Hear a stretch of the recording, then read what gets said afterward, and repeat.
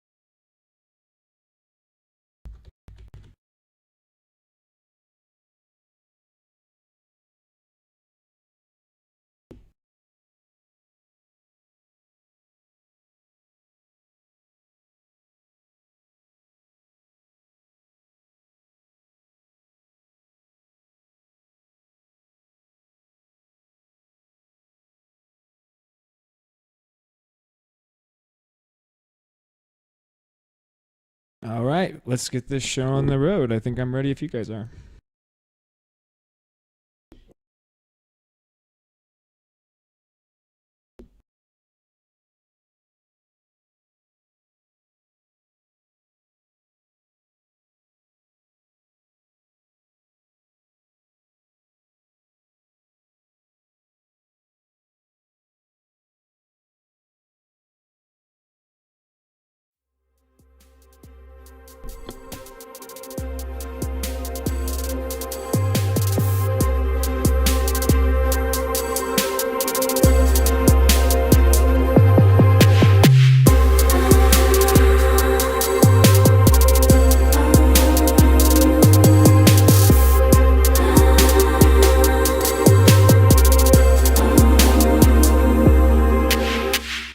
Hello, and welcome back to another episode of the Unfounded podcast, everyone. My name is Christopher Turner, and I am your host. Hold on one second. Let me get me on my camera here. I am starting live episodes again, guys, so this is exciting. It's probably going to be some kinks along the way because it takes a little bit of effort to get these things up and running, but I'm really happy to be back on here. Happy to have a little bit more versatile content for you guys today. So that being said, there's been a lot going on in my life the last week.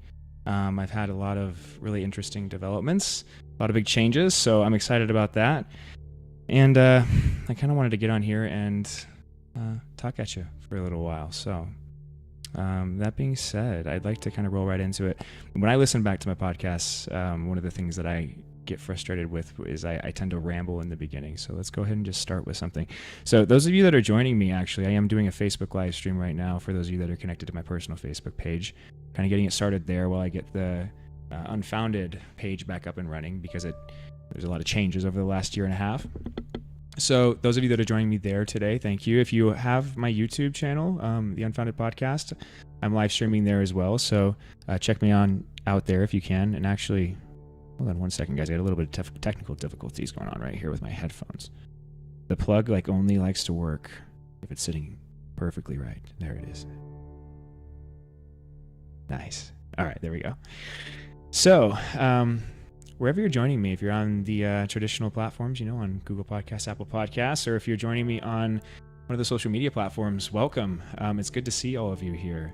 I'm excited to be able to do some tarot and things like that and show you some of the pictures. So those of you that are joining me just on the audio version, if you're on Spotify, you'll be able to actually watch me on Spotify now because Spotify has video episodes integrated. But if you want to join the live stream, I'll try to get something like a schedule, or I'll try to give you a heads up ahead of time in some way so you know that you can come and watch me instead of live if you want to interact, because eventually we'll be able to interact. I don't know if I can right now necessarily, because I kind of need a producer to do that, but because I can't necessarily interact with you guys while I'm talking. It'll just be too much mess. I keep on trying to reach back here because I'm trying to grab my Buddha book so you guys can see now, which is awesome. I have my tarot cards or some of my stuff back here, just a little bit of it, some incense burning just to set the mood, right? So let's go to our Buddha book. Let's get it started.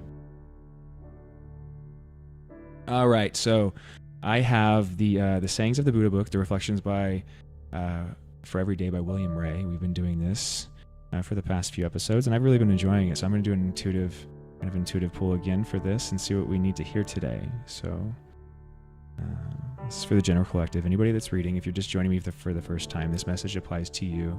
I am intuitively pulling whatever message your guides, your angels, your ancestors want you to see right now. So here we go. Let's see what should we do. Okay. All right, so I'm going to try to hold this up for the camera a little bit. I don't know if it's going to work, but there we go. This is a little harder than it looks. So we have page 76, I believe, and page 77, yeah?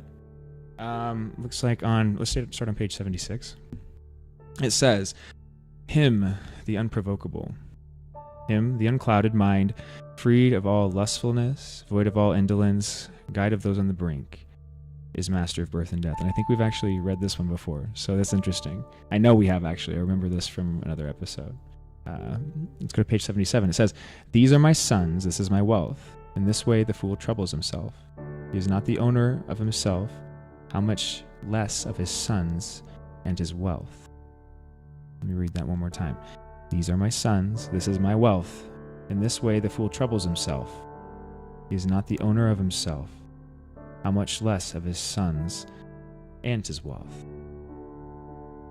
Okay, so that's interesting that we pulled to the same pages, because if I remember right, the way I kind of broke down that saying last time was focusing on the idea of owning things, and that if you think you own, there's a weird way in which we try to pretend like we own things in this world, other people, other places. But it's in a weird way, it's because we like to feel like we're in control over ourselves, because it's scary to think that we can be out of control, right? And so there's a way in which I think anybody that kind of like focuses on things outside of themselves and tries to lord them over you, or build themselves up based on those things, kind of the trivial or shallow things in this world, they're not really a master of anything, is what this is saying. It's saying they're kind of a slave to things. They're the opposite of a master. And so maybe there's a reason this same passage came up today. Maybe that's something that we need to refocus on again. Because I know that I've been having some repeated energies into my life. I talked, I believe, episode before last about forgiveness. And it's been something I've been struggling with and really working with, because I've been going through a lot of, frustrating situations in my life. And when you're in a situation where you feel like you've been wronged, or maybe you've just had a lot of, a bad string of it for a while, there's a way in which you can kind of start to blame things outside of yourself if you're not careful. And it feels as if you're kind of vindicating the pain you felt by finding other people and other places and other things to blame it on. But if you focus on kind of the product of doing that, you'll notice that it doesn't get better. And so it's important to recognize that the only place you should really ever look if you're in somewhere you don't want to be is internally.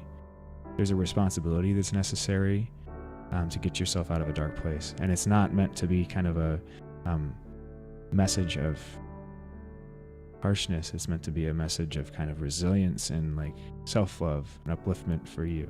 So I don't know who needs to hear that, but it feels like there's a message that keeps coming through of forgiveness and of kind of focusing on yourself internally and not on things outside of yourself. So I'm going to kind of start off with that. I think it really is one of the hard one of the hard parts about the idea or the concept of forgiveness is that it's not something that we do for some reason. It doesn't make sense unless you really sit there and think about it.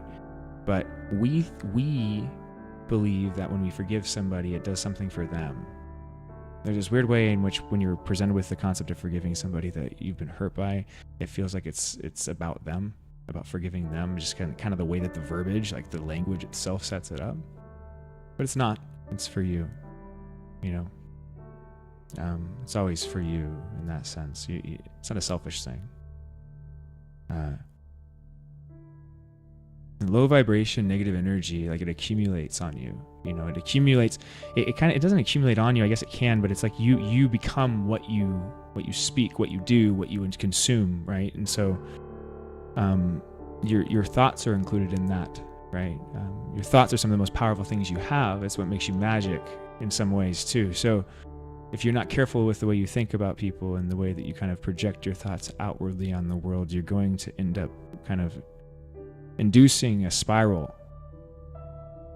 karmically at least, where you'll experience exactly what you're putting out, and that's not fun.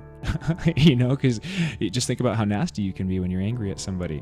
The easiest way to stop yourself from doing that anymore is to recognize that truly, if you do that to somebody else, you are doing it to yourself. Truly. It's not like a like hippie message. It's a practical message. If you're not careful, you will misunderstand it. And there's a lot of things in spirituality that you'll misunderstand if you're not careful like that, Anyway, let's get some tarot cards, yeah? And then I actually have, I was at church today, right? So it might, that's an interesting string of subjects, right? Let's do tarot cards, and I was at church today. Yeah, I do. I like to still, I go to church. I'm baptized Catholic. I go to a bunch of different churches just kind of because I kind of like to see like the different messages, and because I find the same message everywhere I go. It's kind of interesting. And then I practice a lot of like really traditional kind of old school, some would consider a cult style, faith and religion. So I'm not somebody that likes to be put in a box, and I don't think anybody should allow themselves to be put in a box, because I think that's precisely what keeps you from growing. Anyway, what should we do? Let's do the Guardians deck. Yeah. The Angels and Ancestors deck. It's this deck. For those of you that can finally see it, it's really cool. So I'm excited to be able to show you guys the decks that I'm using now. For those of you that are watching, if you want to purchase these decks, I'll put them in the descriptions. If it's a live show, after the live show. And then for the video episodes or the audio episodes, it'll be in the description, the show notes. You can find it on Amazon. It's a really great deck, really cool pictures, and as you can see, it's really inspires a lot of emotion when you look at it. So let's get it started here.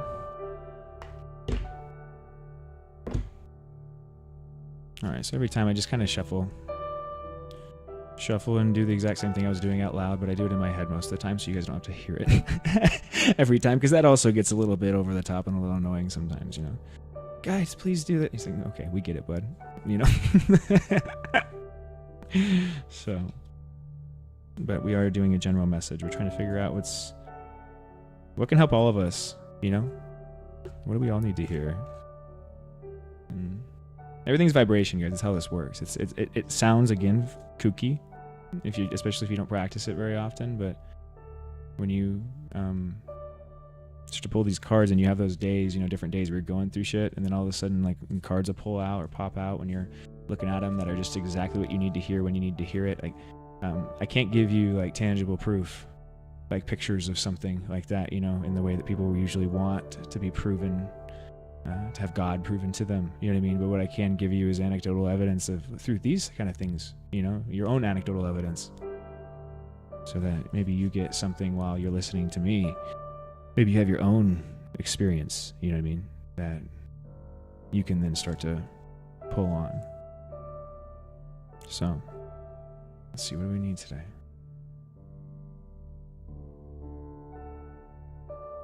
We have summer. Card right there. We have summer. It says bask in joy and light. And it has a picture of a bee on it. and it's a pretty card. It's got it looks like honeycomb. The bee's over a honeycomb, but it's almost like it looked like a dream catcher. It's like a honeycomb dream catcher that the bee is sitting over. So maybe you're having some dreams, some really intense dreams at night. Maybe those. I'm getting something like if you are having a lot of intense dreams. I'm sorry, guys. I'm having more issues with my headphones here. Let me try to fix this real quick before I move on.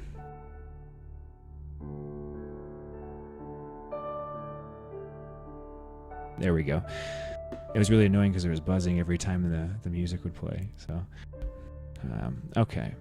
But I'm looking at this. I see the Dreamcatcher, and for some reason that's sticking out. Not necessarily the bee itself, but it says "Summer, bask in joy and light." So, like, obviously the card's bringing a message of we had fall, I believe, a week or two ago, right? That we were in this season of fall, and it was time for us to kind of let go of the old and go inward in a sense, and prepare for the winter, and trust and have faith that there's going to be a time when it's time to blossom and the sun comes back out. Well, if you've been going through it the last couple of weeks, this card's here to tell you that summer's here. We don't have to wait a full season like we do in the physical world, right? Spiritual world has its own time frame. So you're moving into a time frame right now that is more represented by summer, which means it's a time of joy and light and kind of not necessarily growth, but it's like you've already grown. You're presenting your colors. You know what I mean? You're out there for everybody to see. Right, and so maybe there's pieces of this too. Like I keep on getting that the I don't know if you can see it in the card. It looks like a dream catcher, right? And there's pieces of the honeycomb that are pulled out of the middle of the dream catcher and are kind of used as the bottom pieces of it, right? And so I'm kind of looking at it like there might be some hints or something in your dreams. I don't know if you have a lot of vivid dreams or you've been having some vivid dreams, but I feel like there's some message coming through in your dreams as well. So let's look in the book. Let's go to the book today and see what it has for us in the book. Summer. Let's see what page it's on to. I wonder. Bear with me here while I get the book or the page. There it is. It's on page 142. It says, "Rise up, open your wings, and shine. Bring your projects and plans out into the light, into manifestation." So maybe that's where the dreams and stuff I was getting was coming from. Maybe you've been working or you've been dreaming in some way, and now it's kind of time for it to come out into fruition. Maybe it's time to bring it out into the light. That's exciting, right? So, all right, so let's go to the about part. It says, "Summer has always been recognized as a time for joy. We're going on adventures and making memories. Flowers are in full bloom, animals are enjoying the freedom of the wild summer days and nights, and people are taking holidays, basking in the sunshine and being lifted energetically by the light and warmth. The extended message: this is the perfect opportunity for you to enjoy the fruits of your labor. Light has come to banish the darkness. Clarity is arriving, allowing you to know exactly where you are and how you can move forward. Angels and ancestor guides are encouraging you to enjoy this moment and not to rush forward, because this is a time for pleasure, enjoyment, and expansion. And there is a great chance that you have extra energy, creativity, and inspiration at this time. Notice what is coming to you, as it is inspiration directly from the divine. When the summer card arrives in the future position of the spread, or as the last card in a reading, it can also indicate that the coming summer will usher in important energies with regards to your question or your intentions. All right. So if you had a question or something like that, then that would kind of clarify it for you. Sorry, everybody. I gotta do like a headphone switch here real quick because I'm having a bunch of issues on my other headphones. Okay, so I think we're good now. It's a little harder when we're doing live shows. Usually if I was in a normal show, I could just like kind of pause it and we'd be good. But doing the live show, it's a little bit harder. So summertime, right? Good. Whatever you've been working on, it's time to bring it out. I'm kind of in a similar energy right now. Obviously, I'm sitting here in front of a camera doing this with you, right? This is my project. So what's yours, right? it's been a long time since I've been in front of a camera doing this, So it was nerve-wracking. I was sitting here before this was starting, just like contemplating whether I was going to do it or not again, getting everything set up, because there's a lot more production than just doing the audio version. And there was part of me that was like, no, don't do it, like just go watch a movie or something, relax today, it's a Sunday. And there was the other part of me that was like, no, that's exactly why you should do it today, it's a Sunday, So anyway, I'm on here, and that's good, and I'm happy about that. So that being said, summertime, guys, bring what you've been working out into the light. I also have the lady here. She's kind of looking at me. She's like Empress energy. If you're familiar with the traditional tarot deck, the Empress is kind of a major arcana card that represents kind of fertility and definitely like the divine mother, the Mother Earth especially. Excuse me. And in this card specifically, she has apples, and she's holding out, it looks like an apple at least. It looks like she's offering them to you, and kind of the fruits of your labor. It's time to enjoy the fruits of your labor, right? So bring your project out into the light. Yeah, Mother Earth right below it, see? Can't make it up. Mother Earth. So the Mother Earth's trying to work with you right now. Guy is very close with you, or focusing, being out in nature would be a good place for you to be right now. Yeah. You see in the card, there's Mother Earth. It has, she's pregnant, right? And she's pregnant with the Earth. There's also butterflies around, so maybe you've been seeing butterflies as well. But all of these are signs, kind of synchronicities to let you know that you're on the right path, or that maybe somebody's around you, angels are around you, guiding you at that time. So focus on those, pay attention when you're out and about. But especially in context to whatever you've been working on, it is definitely time. There's a lot of Empress energy to kind of bear the fruits of your labor, to reap what you sow, right? So, summertime. So that's good news, guys. That's really good energy. And that's kind of the energy I've been in too, is things are transitioning from fall. Fall is one of those energies, at least spiritually, and winter, I guess, maybe. I feel like we were in fall a couple weeks ago, and then we went into winter. I never really, didn't get that card in the podcast, but I felt like maybe last week or throughout these periods of time, I've been in a winter period as well, kind of isolating and feeling a little out in the cold and a little lonely, as you've heard. And all of this comes with the territory, right? The seasons always change. So it's really good to get, not necessarily to focus on resilience, but just focus on that message. It's going to come and go. If you're in winter, then that spring's right around the corner, kind of a thing. So summertime is here, and it's time to enjoy it. All right. So it was, like I said earlier, I was at church, and I go to, like I said, a couple different churches. I was raised Catholic, and I like to go to Catholic church from time to time still, even though many of you have probably heard me be critical of the Catholic faith. Like, I think there's good and bad things, right, about everything. There's no institution, there's no structure that we've created, that man's created, that isn't going to have its negative aspects to it. But one thing that I've found is that whether I'm listening to Alan Watts on YouTube, right, or I'm sitting in a church on Sunday, I can hear God talking both places, and it's because you don't have to, God's not hiding somewhere specific, right? God's not hiding in one church or one religion, it's kind of God's hiding in you, right? So it's something like that. You can find it anywhere. You can find it in a dog. You can find it in a cat. You can find it in a child. You can find it in a plant. You can find it in a church. You can make anywhere your church, is what I'm getting at. You don't have to go to a church to worship, But I like to, and I choose to, because I like to also know what people believe. It's important to know and understand what people believe. It's just because you get to see what you believe.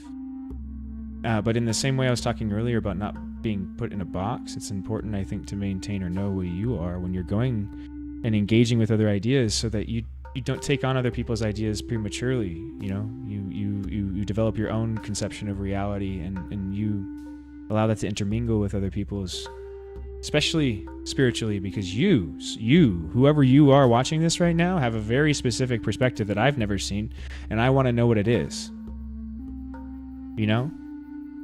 But the only way I can figure out what you are seeing is if you tell me the truth. There's a fundamental necessity in society, period, in the social contract that we all agree upon kind of non-verbally by participating, that tells us that we need to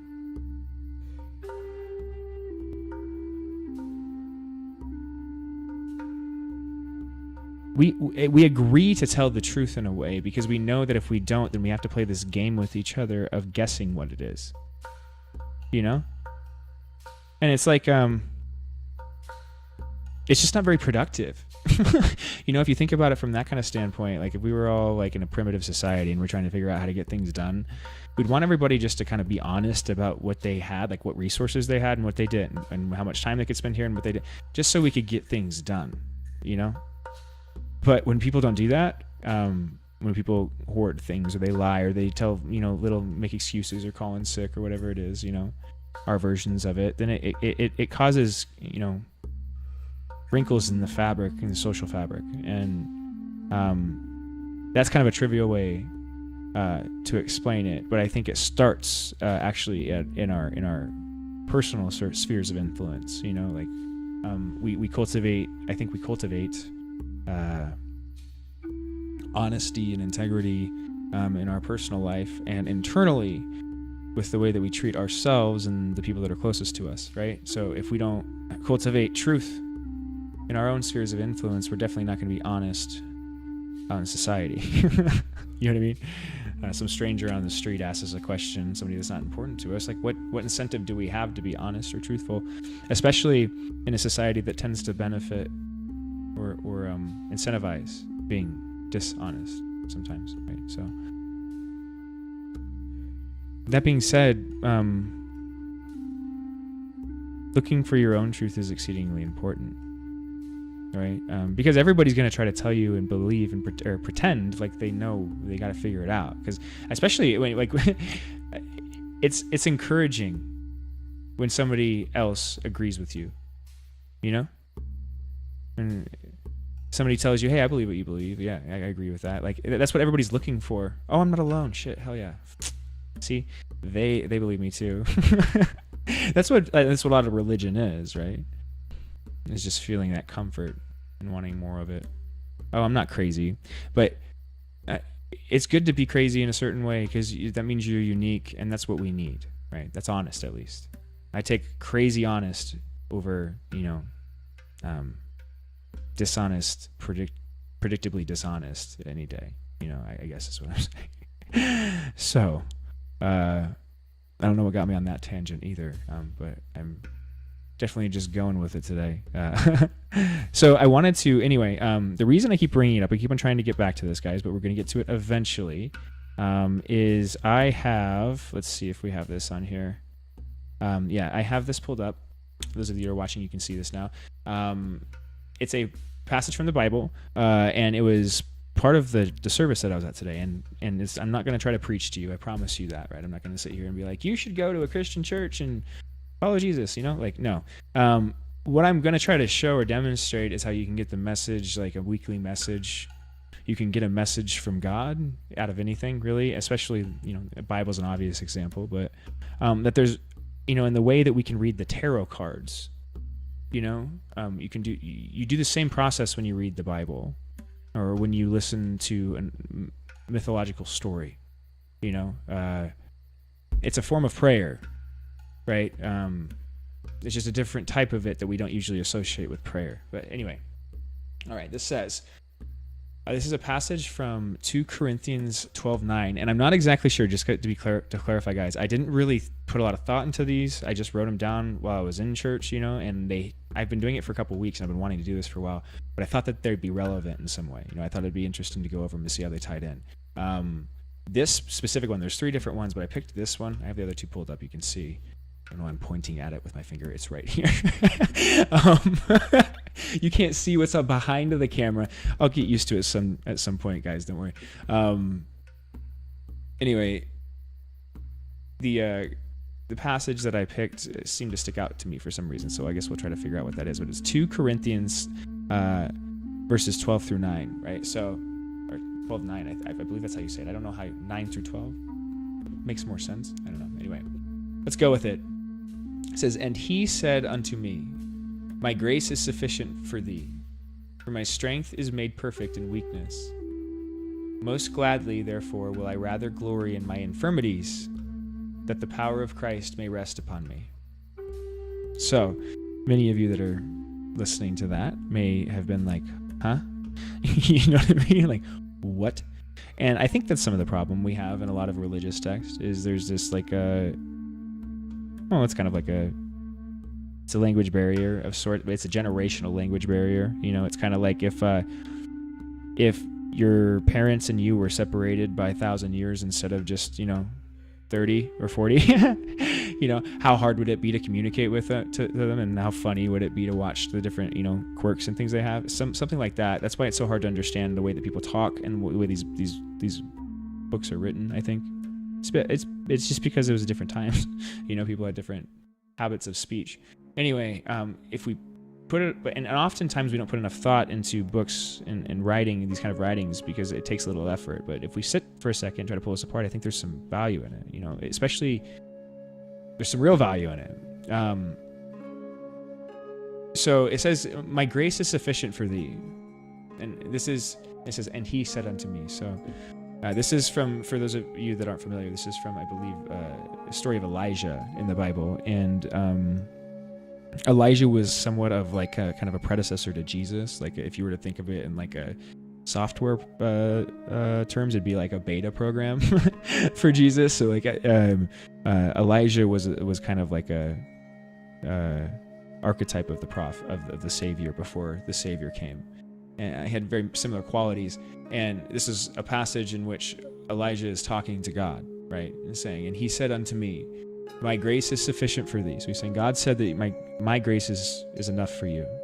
And I think it's important to pull apart what the definition of grace is. So we'll do that as well. But I'm going to read it one more time before we do that. It says, "For my strength is made perfect in weakness." My strength is made perfect in weakness. That's a confusing sentence. You're strong when you're weak.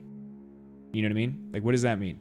And then, "Most gladly, therefore, will I rather glory in my infirmities, that the power of Christ may rest upon me."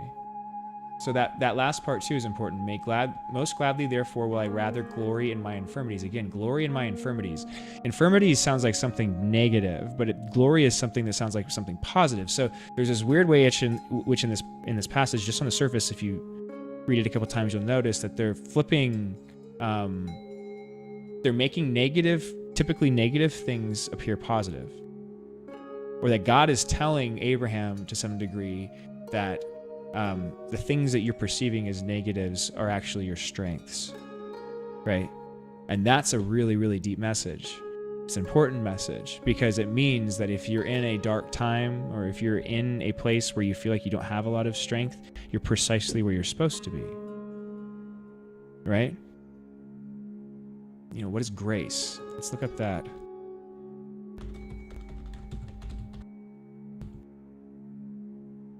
Wikipedia. Yeah.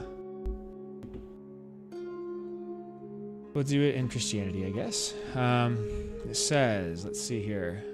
Grace in Christianity. In Western Christian theology, grace is created by God, who gives it as help to one because God desires one to have it. So this is something that's given to you, not something that you can take, not necessarily because of anything one has done to earn it. Exactly. It is understood by Western Christians to be a spontaneous gift from God to people, generous, free, and totally unexpected and undeserved.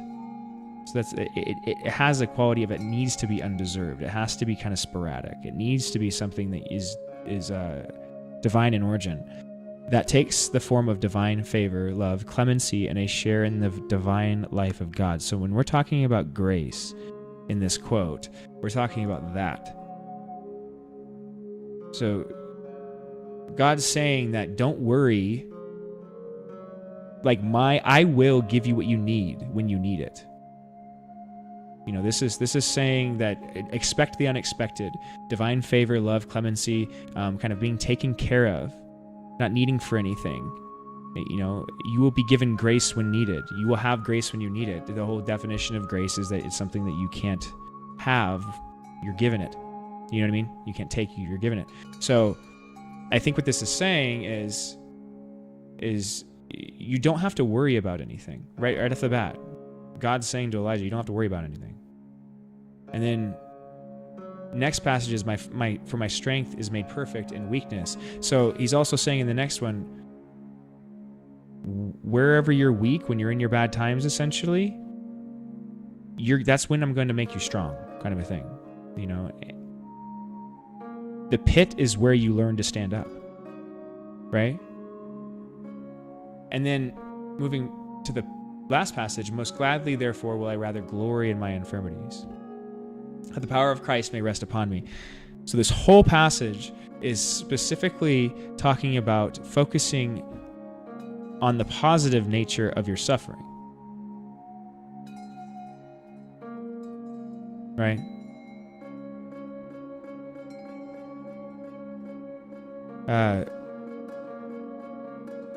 Those seem like opposite concepts, right?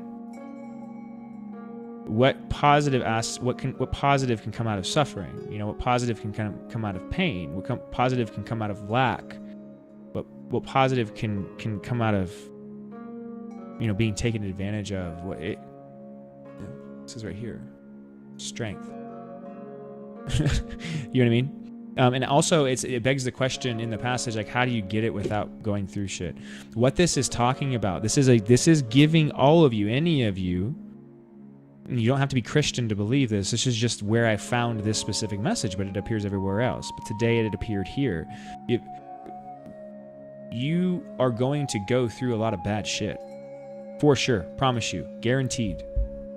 Unfortunately. At least you will if you want to be strong. You know? If you don't want to be strong, I think you have a choice. And that's one of the hard parts about this world, this modern world today. We have the choice. We have the choice to be comfortable, not strong. There's nothing strong in comfort. There's laziness and kind of an expectation of the same that comes in comfort, right? There's like a dismantling of the spirit, of the passion within somebody that comes when comfort comes as well. It's something that you can't. It's a negative thing. That's what's weird. Is many of the experiences we have in this world that we perceive as positive, the things that make us comfortable, are the most harmful things we can experience. It's a really brutal truth to recognize. The things you eat, the things you consume, the stuff you say, the stuff you watch, the ways in which you lie, the ways in which you beat yourself up, those all are the things that are kind of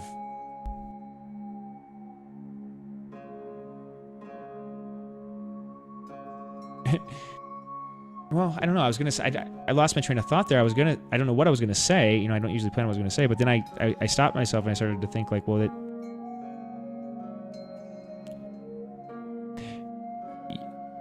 you do all of these things. Like somebody once said to me that there's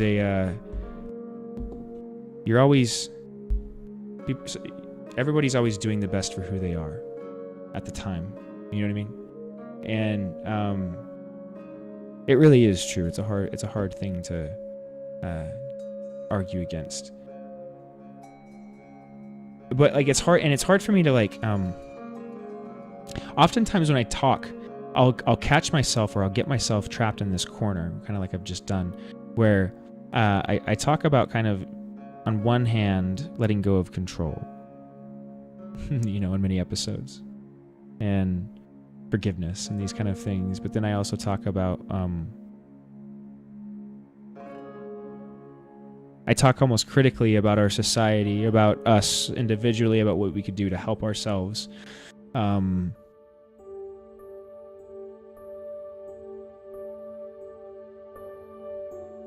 There's this part of me that wants to fix things, you know what I mean?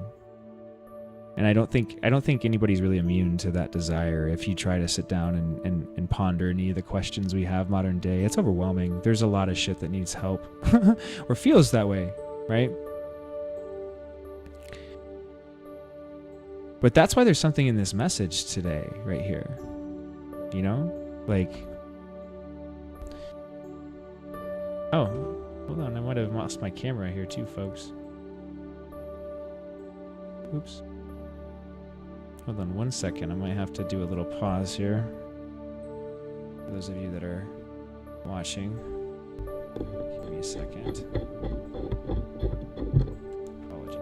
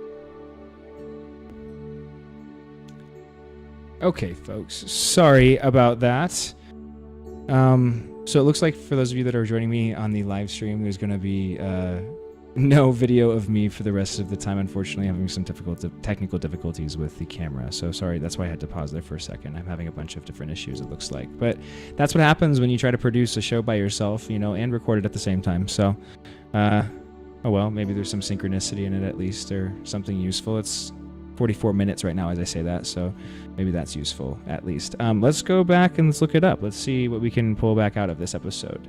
Like I said, usually I find that when things go wrong, it actually doesn't necessarily mean that the episode's ruined. It just kind of means that there was something that needed to shift. So 44, let's see what that means. 44, angel number. Anyway, the point being, guys, what I was trying to get to before that happened was that there's a message in this that when we try to focus on fixing the world, and we try to focus on where everybody else is going wrong, where the world isn't well together, where how we've gone wrong in the past, maybe we're not even focusing on other people, when we're too self-critical, like I said, when we're self-flatulating in a way, when we whip ourselves and we don't allow ourselves kind of the ability to just be what we are, who we are. We hurt ourselves. We make ourselves weaker. We're in a weak place and we make ourselves weaker. It's like that's why this passage is important. It's like your higher self, God, whatever you want to say. It's your angels telling you stop hurting yourself when you're down. You know what I mean? Because we're making you strong right then. You know, don't beat yourself up because you've gone through hard things. You know, hard things happen to people, and especially if you're somebody that has aspirations to do anything, to be anything, to become anything, you're going to have to go through something. You know? You're going to have to be able to trust your instincts. You're going to have to follow an internal compass, one that doesn't kind of replicate somebody else's journey. And that is the most profoundly hard thing I've ever encountered. But in order to gain that strength, you kind of have to go through this kind of suffering that is being spoke of today. And I found it inspirational because I think that for any of you or any of that have been through a lot in their life or have been through a lot of really sad situations or depressing or hard times, you know, or just look out into the world and see the world as a negative place because of how much pain and suffering there is in it. In this message, you can save yourself so much suffering in this message, unnecessary suffering, and recognizing that you know, the world is as it's supposed to be. People are as they're supposed to be. They may not be where you'd like them to be. The world may not appear as you would perceive it or prefer it. But it's a really, really delicate balance, and you got to be really careful with your desires. And be really careful with our perception and our ego. If you think that you can solve really, really big problems by yourself, I would challenge you to describe how, you know, to yourself, not to anybody else. You know, I think of like I know it's somewhat of a tangent, but I feel like I'm picturing like, you know, political conversations. When we get around election times and stuff, that's usually when people put on their political hats and they start trying to solve the world and creating world peace, right? And it's like, okay, so let's go back to the teams and see where we left off, and we start to try to fix the world, and we never get any further along, do we? It seems like it just kind of degrades a little bit more each time. And I do often wonder if it's because, like, wait, what are we trying to do? What are we trying to fix? Like, who and what are we trying to fix?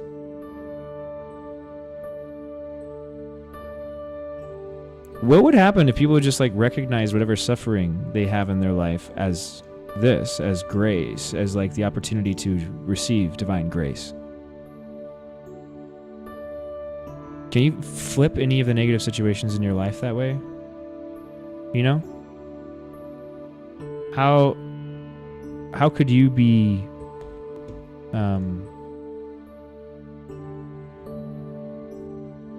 worse off for not having had the experience that you had? Wow, that's a hard thing to say. I hope you get what I mean.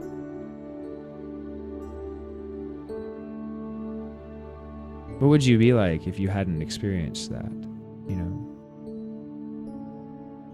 And would you be better or worse? Many of you may say worse. Many of you may say better. I think it kind of depends on how you view it or where you are in the healing process. You know, through whatever trauma you've experienced. You know, however much forgiveness there is left to do.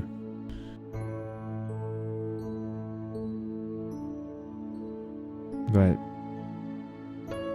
I feel like there's this weird way in which you get what you need exactly when you need it. Alan Watts used to always say this one quote from the Bible, and it was,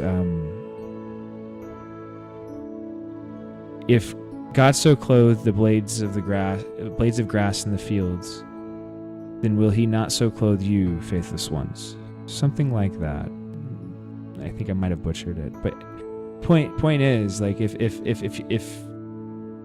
every day the flowers bloom, you know, and every day those flowers, they don't have legs, they don't have hands, they don't have mouths, they can't ask for food, they can't pray to God and say, why the hell didn't you bring me what I needed?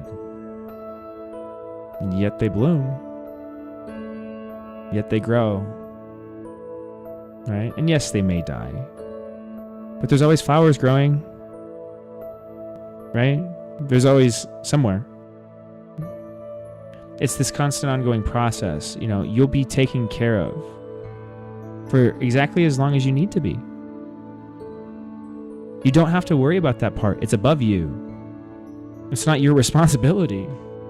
You know, so often we get caught in this rat race mentality, in this go, go, go, go kind of mechanistic secular world, and then we think that we have to make everything happen. We have to like hammer everything into place.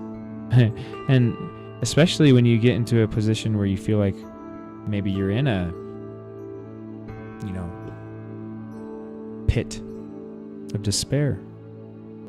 Maybe it's one of those winter times that lasts a lot longer than just one like physical season, you know. Maybe there's a couple years of winter. And you're sitting there like, what the hell, God? Maybe you don't believe in God. Maybe you don't, you know, pray, whatever it is. Maybe it's just your internal dialogue. What the hell's going on? What am I doing wrong? Well,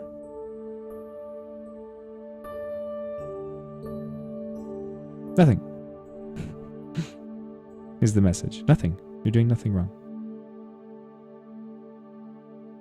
Sometimes, you know, there's this weird thing, and this isn't necessarily a positive aspect in the military, but it's used to kind of break people's mental state down so that you can be more influenced, right? But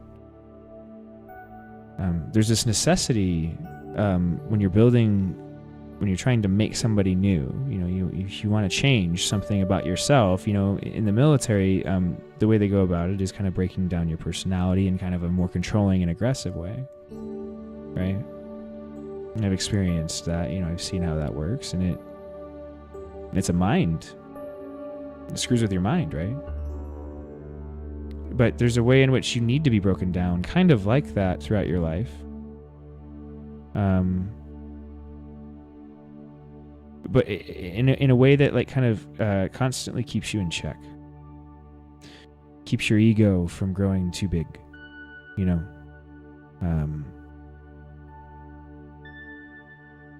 It's like the only thing you really have to be scared of is when you get a little bit too confident, you know.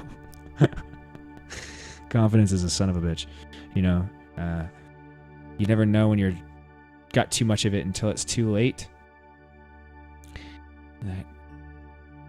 The line between confidence and cockiness is thin, you know. So that, you know, we need to be brought down to be rebuilt. We need to be humbled so that we can be given the strengths that we didn't know we had. You know, we have to be shown those strengths again. You grow up with a bunch of trauma. You hide all of your abilities. You bury what you actually want to do, and then you know, wake up in bed 30 years later wondering what the hell happened, and you're like, well, I don't even know what I like anymore, and I don't know, I'm unhealthy, and I still feel like a kid inside, but everybody's treating me like a fucking adult, and now I have to do all this bullshit, and I have all these responsibilities, and now I have life fucking happened, you know what I mean? And then people get this resentment and this bitterness at like their lot in life, and it's like, well, you don't think you're going to be given what you need? Well, you think if you stopped, you'd just all of a sudden go away? You know? There's been so many times in my life that I thought that I was just going to be done for, you know? Like, really, like, just, how am I going to get out of this one? Where am I going to go next? How am I going to get money? Where's the food going to come from? That kind of stuff, you know what I mean?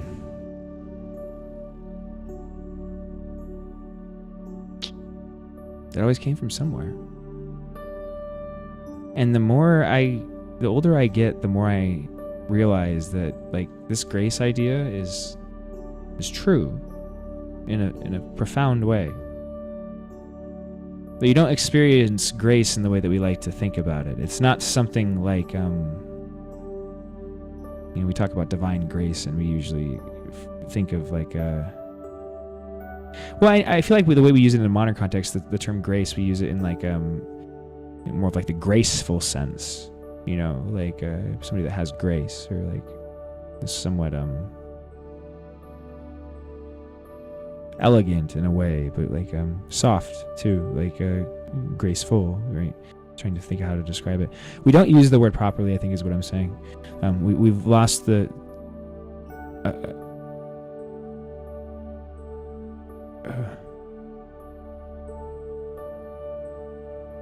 Like, grace is like a slow burn idea. You know what I mean? I don't know what I'm getting here, but it's weird. It's like we've conceived of it wrong. Like, you're given throughout many different times in your life, many different times, and if you think back on it, you'll know as soon as I say these things, as I'm talking right now, like, you've experienced grace in your life so many times. Times when you may have just been at your wit's end, and there was like that one person that, like, I don't know, said that one thing that is just exactly what you needed. You know what I mean? Maybe it was one person that just didn't do the one thing that would have set you over the edge. You know, you're in traffic and you just had the worst fucking day, and you're just hoping that one person that pulled out of you isn't gonna fucking flip you off. They're just gonna give you a wave, you know? And they do. You know, there's this way in which the only way you're not gonna experience that is if you run around trying to kind of avoid any chance of having a bad day. You know, God, bad days get exponentially worse when you try to avoid them. You know,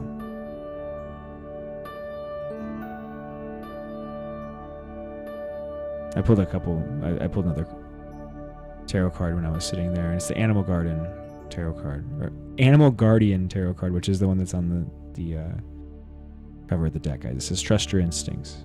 So, you know, you trust that what you need is going to be given to you and brought to you, and you don't have anything to worry about. You know, you'll experience divine grace when you need to experience divine grace. There was this recently. I experienced this. I was in the grocery store, and I had just gotten out of the the relationship, and it was just a couple days afterwards, actually, and I had, finances were really up in the air. I hadn't been making any money for a long time, so I really didn't have a lot of money, and I was trying to figure out. I had been, just went out and DoorDashed, and I was really depressed, like it's really sad, and just felt really, really lonely, and was trying to pick myself up, and I was trying to just stay positive, and I told myself, okay, well, I'm going to go get some decent food. With the money that I do have, I'm going to go get some decent food. And I went to the grocery store, and I tried really hard, I walked through, and I did my best to get the best food I could for the money I had. And I got to the checkout, and I went and was checking out and checking in. I got kind of towards the end, and I realized I had gotten a little more than I could afford. Quite a bit more, actually. It was like half of the cart. And I don't know how I was frustrated. I was sitting there, and I was almost in tears. I was really, really frustrated. And one of those moments where you're just sitting there like, what the fuck am I supposed to do? Because I didn't have, I just lost the person that I depended on in those moments, where I would like automatically the person you'd think to call in that moment, and what you do, it's not there anymore, and then I'm at a point in my life where I was really trying to institute kind of stability for myself, and be independent in a way, and not have to depend on ask for anybody's help. So I didn't want to ask for, help from my parents or somebody like that, because it was really important to me to be able to do it on my own. And so I was standing there, and I turned around to look and talk to the lady, and I that was working the register, and I asked her, I'm sorry, like I can't, and I was embarrassed, I'm sorry, I can't pay for these. Is there, should I put them back? Or she was just starting to say, no, it's okay, don't worry about it, I'll just take the cart. And the lady standing next to me walked up to me, and she like smiled at me. She says, I got your cart, don't worry. And like I paused for a second, because it hit me really hard. It was one of those moments where it's making me emotional just thinking about it. You know what I mean? Because this is grace. This is divine grace. This is what I'm talking about. It was in the moment when I was being tested.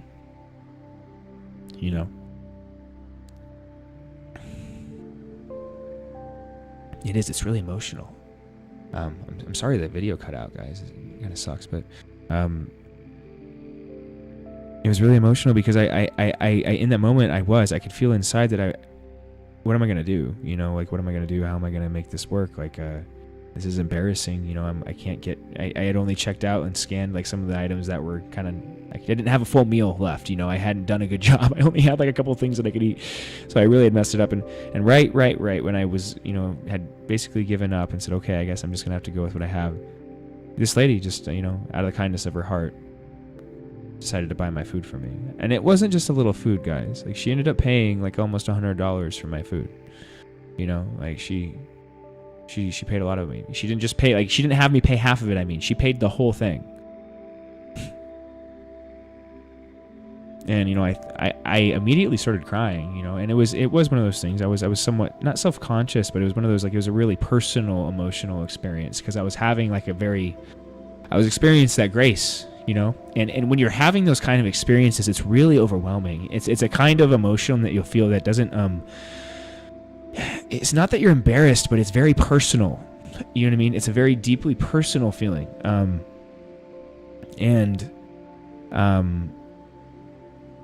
I kind of had this experience standing in the middle of a Walmart self-checkout,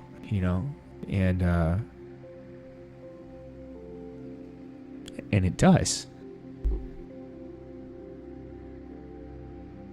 These things because they touch you, no matter the time and distance from it, Like, just thinking back to that memory and thinking about the way in which that occurred, the feeling and the surprise.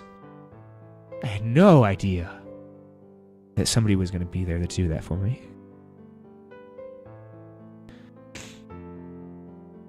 But I had been praying a lot, I had been doing what I could to be whatever my idea of me is. And I did believe,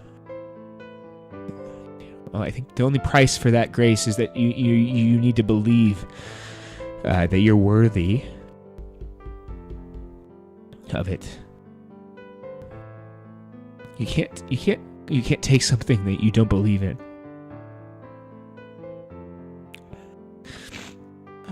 But there's opportunities out there for you like that everywhere, like God acts through people. God is people, But if you're running around thinking you are God, like how can God interact with you? That's why you need to be brought down sometimes. That's why you need to be dragged into the mud. And I promise you, when you're in that mud, you're going to look at God and tell it, fuck you.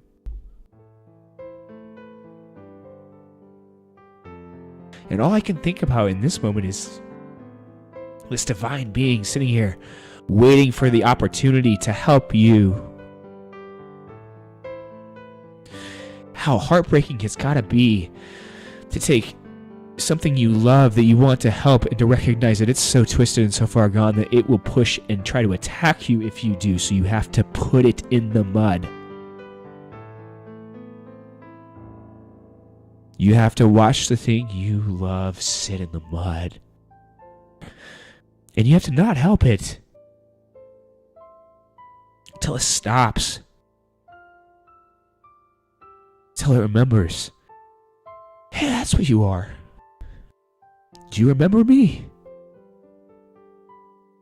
I never left you. I'm not going anywhere. That's divine grace, right? So it says, most gladly, therefore, I will rather glory in my infirmities. I will be happy when I am sick, when I am hurt, when I am down, when I am out. I will look for the silver lining. Oh, rejoice, because I know that I am ready to receive that grace.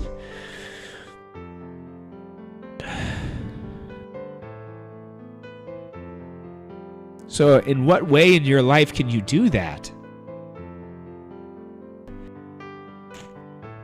It says that the power of Christ may rest upon me. The last sentence, and that's probably the hardest one to disentangle, I think, because it's like, what is the power of Christ? How will that rest on you? Well, it's like, well, I've always seen, at least the way I see Christ, is like, this is the way I think of it, folks, is if you tried to embody a God, something as big as God in a body, one of the prerequisites is forgetting what you are. One of the defining things that makes us different than an angel or an alien or something like that is we just don't remember what we are. So that what God or the deity was asked to do when embodying in Jesus was to forget itself and to be tested in the same way you're tested every day. Go out and live in this world of choice and temptation and pain, and evil, low vibration, so that God truly was, on the cross, forced to kind of experience everything, all the negative aspects of this world. It's like God imbued purpose into the suffering by living it. God imbues purpose into your suffering. It's right there within you. One of the ways you can recognize that you don't just suffer for yourself is that you have people that you come from. You have family members. Hundreds of them that go back generations and generations and generations that suffered in ways that you don't even know about anymore, that you still carry. And they're a part of you. They're part of this healing. They're a part of this journey into chaos and suffering. They went through the same process, and none of us are perfect. You see every day the ways in which people take wrong turns. So I want you to ask yourself, how many of your family members that came before you, how many of them do you think took a wrong turn? What do you think happened to that energy? It lives within you. You have a responsibility to heal yourself, because when you heal yourself, you heal every other person that came before you. You heal your family. Truly.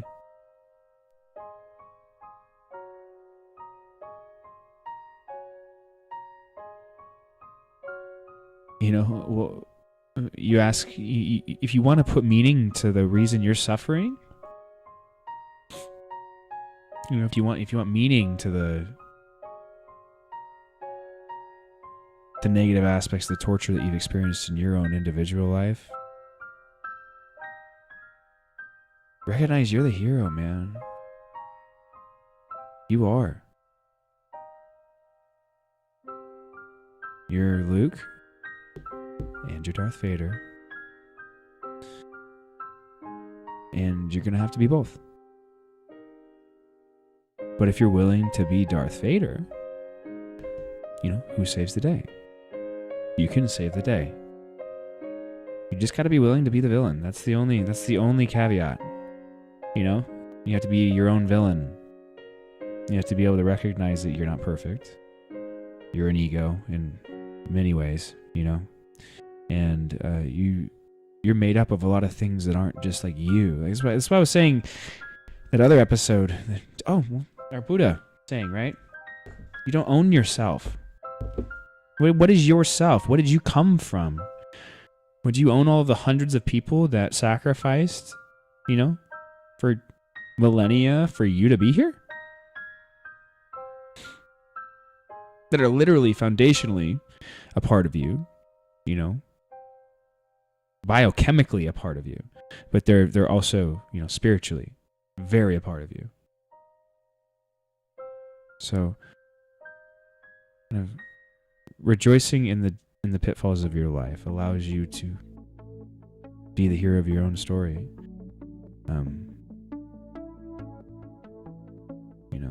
And you'll receive that kind of help along the way, exactly when you need it, through divine grace, folks. Right? So it's summertime. Bask in joy and light. Be the empress. Enjoy the fruits of your labor. Show off what you've made. Be proud of it. Right?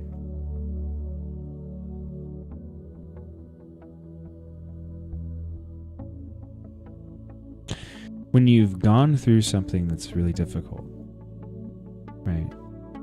The things that you've gone through in your past. Once you've gone through them and you processed them properly, you've placed yourself in the proper context in relation to those things, you will realize that they are the things that make you graceful. It's a very hard word to identify and define, but when you see somebody that's graceful, you know it. Look at them, right? The way they move and flow. And why do they flow? Why does somebody that's graceful flow? Right? Well, because they're not holding on to anything. They're not pretending. There's no scheming going on behind the scenes. You don't have to maintain anything. There's no facade to hold up. You know what I mean? All there is just something that's nameless and indescribable, and you. And it flows. Just like water, it flows everywhere if you let it. And with that, guys, that's the Unfounded podcast. Thank you for joining me. Sorry for the technical difficulties here today, but I really enjoyed at least getting it started with a live streams here, so I'll get that ironed out. Like I said, it happens. You get back into something, it's gonna happen. But I hope you enjoyed the episodes thus far, and keep in touch. Reach out on my social media platforms if you'd like to, or share it with somebody that you think it might benefit. And I will be back on here very soon. So I am sending all of you a whole lot of love, and yeah, talk to you soon. Bye bye.